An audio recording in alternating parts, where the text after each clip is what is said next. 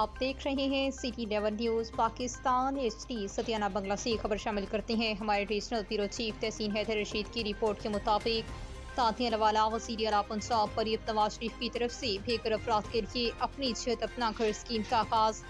इस सिलसिले में पंजाब की अवाम के लिए बेसूद कर्जा की फरहमी का सिलसिला शुरू कर दिया गया।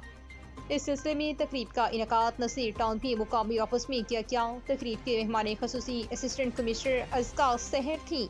स्कीम पे अहल अफराद मोहम्मद यासीन और हमजा रशीद को 15 लाख के चेक तकसीम किए गए।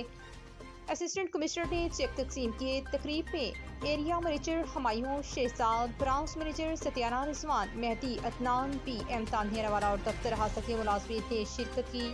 मज़ीद खबरों के लिए देखते रहिए सिटी 11 न्यूज़ पाकिस्तान HD।